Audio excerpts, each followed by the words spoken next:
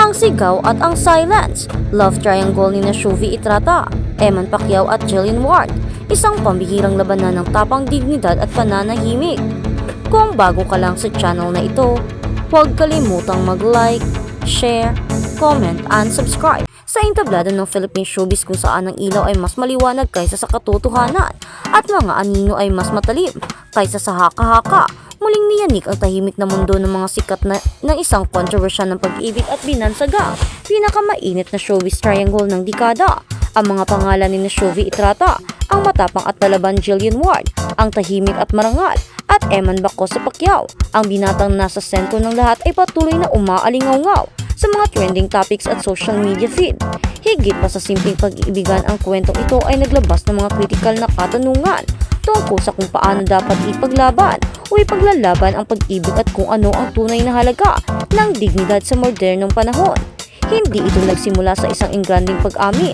Nagsimula ito sa mga bulong-bulungan, mga sulyap at mga larawang tila inosenteng ngunit puno na pala ng patagong emosyon.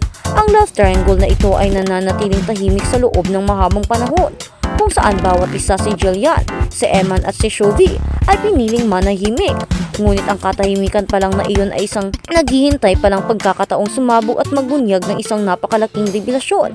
Ang matapang na pag-akin, ang pagsabog ni Shuvi, ang nagpabago sa takbo ng kwento at tuluyang nagpagising sa buong industriya ay ang isang matapang at walang paligoy-ligoy na pahayag ni Shuvi Itrata. Sa isang biglaang kilos, naglakas loob si Shuvi na buwagin ang katahimikan at lantarang inangkin si Eman Pacquiao. Ang kanyang mga salita ay nag-iwan ng matinding impact. Si Eman ay nasa feeling ko na, ako ang mahal niya at hindi ko na itatago. Ang deklarasyong ito ay hindi lamang nagbago ng status ng kanyang relasyon kay Eman.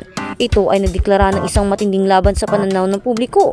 Sa isang iglap, naging simbolo si Shuvi ng mga kababaihang hindi natatakot na ipaglaban ang kanilang pag-ibig kahit pa alam nilang may masisira, may masasaktan at may mababago. Ang kanyang assertiveness ay umanin ng paghanga na nagsasabing sa mundo ngayon hindi na dapat ikinakahiya ang pag-ibig, gaano man ito komplikado. Ang kanyang tinig ay naging pahayag ng mga pusong sawa na napagtatago ng katotohanan. Subalit kasabay ng paghanga, dumating din ang matinding pagtuligsa. Ginawa ay ang pag-angkin o mas masahol pa, pag-agaw sa atensyon ng lalaking may malinaw na koneksyon na sa iba. Ang kanyang tapang ay naging kontrobersyal, nagpapabigat sa tanong kung ang pag-ibig ay dapat ipinaglaban sa gastos ng kapakanan ng ibang tao. Pero ang tanong ng karamihan, totoo nga bang ginawa ito ni Shuvi Itrata?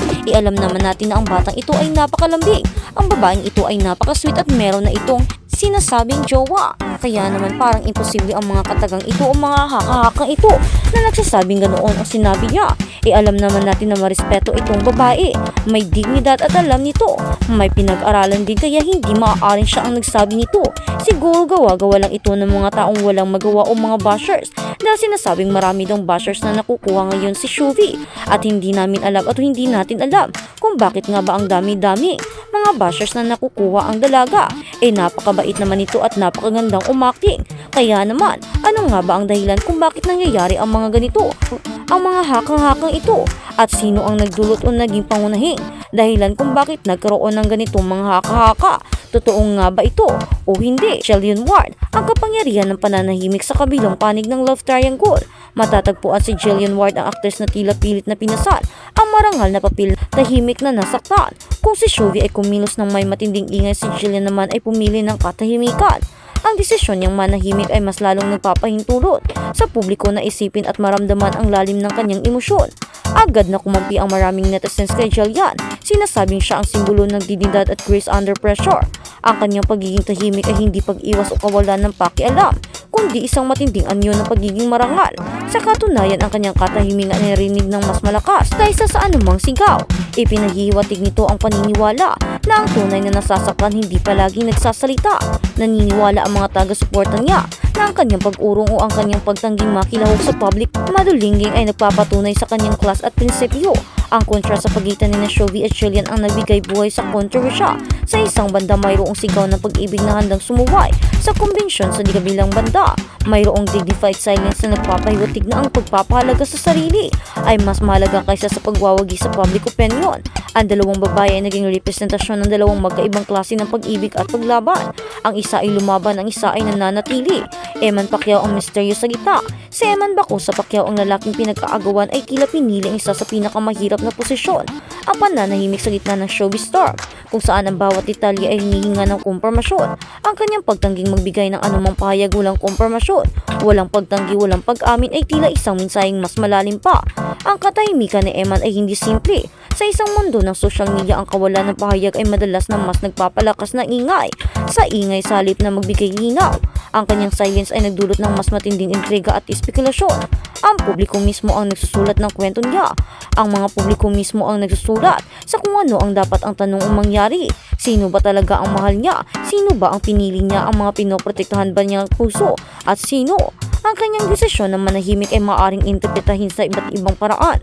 Pag-iwas sa komportasyon, ang pagtatangging makilahok sa media circles at hayaan na lamang na mawala ang issue. Mensahe ng pabigatan. Ang pagbabatid na ang kanyang pag-ibig ay hindi kailangang patunayan sa harap ng publiko.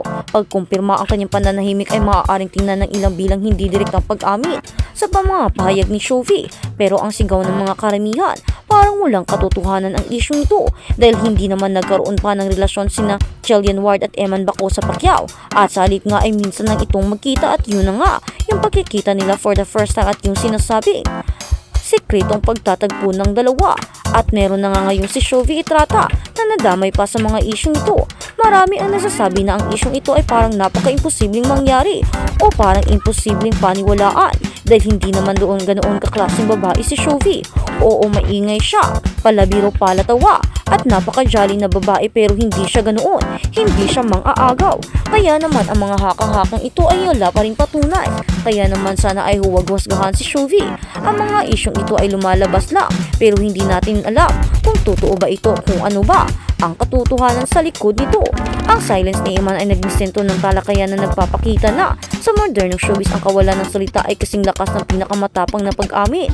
Ang kanyang misteryo ay nagpapanatili sa triangle na buhay at nagtutulak sa mga tao na patuloy na magtanong at maghanap ng kasagutan. Hindi lang publicity stunt, tunay na damdamin sa gitna ng mga espekulasyon. Nagbigay ng kanya-kanyang opinion ng ilang showbiz insiders at entertainment analysts. Ang kanilang konsensus ay mahalaga. Hindi raw ito basta-basta publicity stunt o intentional na likha para sa views o hype. Ang kwentong ito ay tunay na damdamin, tunay na laban, tunay na luho at tungkol sa mga taong nasaktan. Pero ang tanong, totoo nga ba kung ang mga haka-haka at mga naririnig natin ay may jowa na si Shovie? Bakit pa niya kailangan mang-agaw, diba? Kaya naman huwag agad tayong maniwala sa mga haka-hakang ibinibigay dahil hindi natin alam kung meron ba itong katotohanan o baka gawa-gawa lang na mga gustong manira sa bata o sa dalaga, dahil hindi naman natin alam kung totoo ba ang mga haka-hakang ito. Ang kailangan na lang natin ay antayin ang mga magiging issue o magiging kasagutan o komento ni na Shovie Estrada, ni na Emmanuel